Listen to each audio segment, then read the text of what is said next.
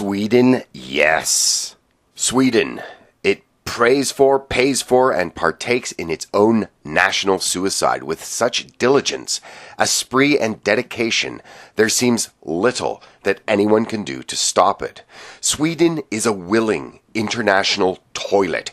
It willfully and gleefully gobbles the bowel movements of much of the overpopulated and dysfunctional world, and smiles glibly at the dislocation, disorientation, and horror that its society is descending into and the total failure as a nation-state that it is careening toward. But the Swedish government does not want to hear it. It's even gone so far as to drop the names of 14,000 people internationally to blacklist for having, in its own words, objectionable opinions, which I'm delighted to say I have made, but more on that later. Sweden is a country of no-go zones where emergency services do not enter unless backed up by at least 2 police patrol cars, and the police are routinely attacked for entering these parcels of foreign territory that dot the Swedish landscape.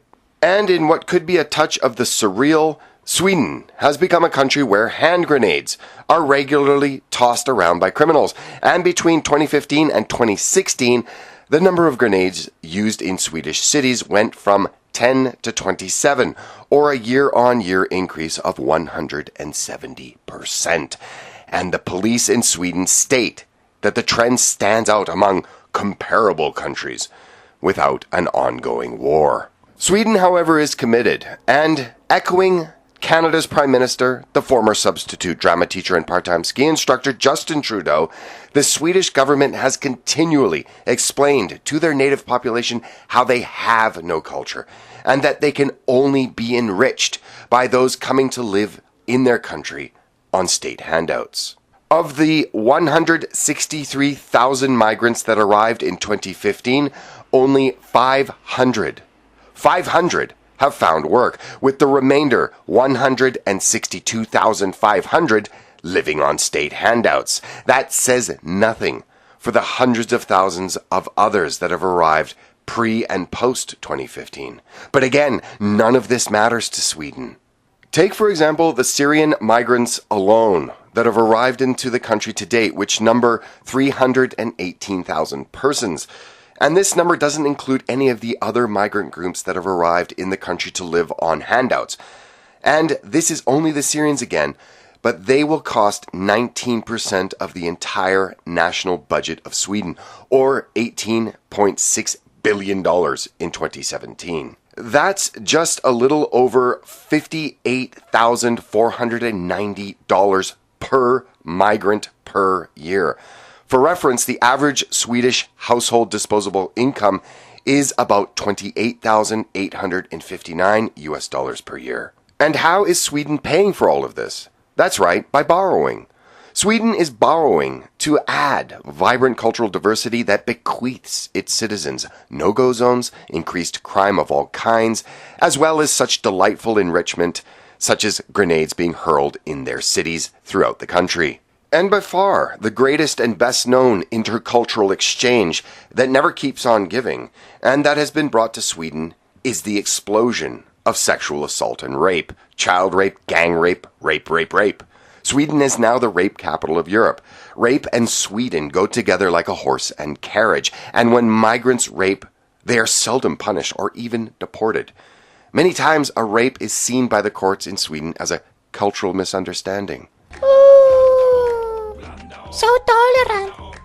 Enrichment rape has become such a fixture of the modern fabric of multicultural Sweden that in the tiny city of Östersund, which hovers just around the Arctic Circle, well, this city has had to cancel the dimming of its city's streetlights in solidarity with Earth Day. Why, you might ask?